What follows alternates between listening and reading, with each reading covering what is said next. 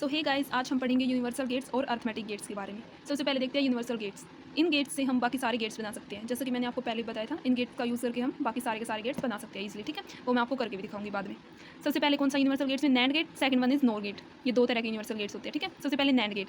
NAND gate किस चीज़ से बनता है? एंड गेट और नोट गेट को मिलाकर नैंड गेट बनता है। ठीक है, इसका सिंबल ऐसा होता है। ये एंड गेट का डी बनाया हुआ है और नोट का वो आगे का क्या सर्कल लगाया हुआ है। ठीक है, ए बी हमारी इनपुट है, वाई हमारी आउटपुट है। इसका एक्सप्रेशन कुछ ऐसे होता है, Y equal to A dot B. A dot B किस में होता था? एंड में। और नोट में क्या होता था? बार, आउटपुट इनपुट का बार। ठीक है, तो ये इसकी ट्रूथ टेबल है 0 0 0 1 1 0 1 1। ठीक है, ए डॉट बी करेंगे सबसे पहले। ठीक है, A dot B 0 dot 0 0 0 dot 1 0 1 dot 0 0 1 dot 1 is 1। ठीक है, ये यहाँ तक हमारी एंड गेट की ट्रूथ टेबल है। इसके बाद इसका बार करना है, इन्वर्ट करना है। 0 का उल्टा 1, 0 का उल्टा 1, 0 का उल्टा 1, 1 का उल्टा 0। अब हम पढ़ेंगे नोर गेट के बारे में। नोर गेट कैसे बनता है? और नोट को मिला के। ठीक है, ये और का सिंबल बनाया हुआ है, आगे इसके नोट का सर्कल लगाया हुआ है। बस ए बी हमारी इनपुट है, वाई हमारी आउटपुट है। इसका एक्सप्रेशन कुछ ऐसे है, Y is equal to A plus B का बार।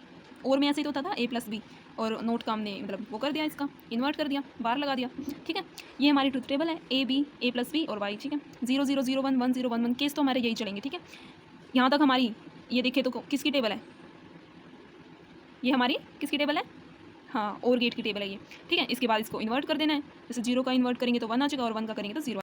अब हम देखेंगे अर्थमेटिक गेट्स के बारे में। ये भी दो प्रकार के होते हैं, एक एक्सोर और एक एक्सनोर। ठीक है, सबसे पहले हम देखेंगे एक्सोर गेट्स। ये काफ़ी इंपॉर्टेंट है CSIR नेट के पॉइंट ऑफ व्यू से देखें तो। ठीक है, और बाकी आपकी स्टडी में भी काफ़ी हेल्प करेगा ये, मतलब बहुत जगह यूज़ होगा ये गेट, काफ़ी इंपॉर्टेंट है ये। इसका सिंबल कुछ इस प्रकार होता है, ये और बना देते हैं ए बी और वाई, इसमें बस ये एक एक्स्ट्रा आ जाता है, ये ऐसे करना है। ठीक है, सिंबल को याद कर लेना इसको हम इसके आउटपुट ऐसे लिखेंगे, Y is equal to A plus B, plus के ऊपर ऐसे सर्कल बनाना है। ठीक है, ये इसका एक्सप्रेशन है। इसको हम एक्सपेंड करके ऐसे भी लिख सकते हैं, ये दोनों आपको याद करने हैं। ठीक है, Y is equal to A B bar plus A bar B. Okay, then इसके बाद इसका नाम देख लेते हैं। एक इसका नाम है पैरिटी चेकर, और इसका नाम एक और है ओड बिट डिटेक्टर। ठीक है, ये आपको आगे बताऊंगी मैं कैसे, क्या है इनका नाम। ए बी हमारी इनपुट है और आउटपुट में क्या मिल रहा है? ए प्लस बी, प्लस के ऊपर ये सर्कल लगाए हुए हैं। ठीक है, 0 0 0 1 1 0 1 1।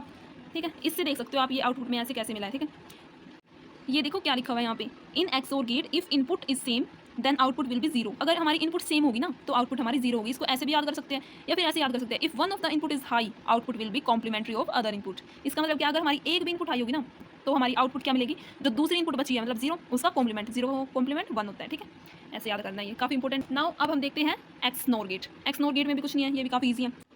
इसका सिंबल कुछ ऐसे है, बस इसके सिंबल में आगे नोट का वो लगा हुआ है। ठीक है, क्योंकि नोर है ना, एक्स नोर, उसमें खाली वो एक्स और था।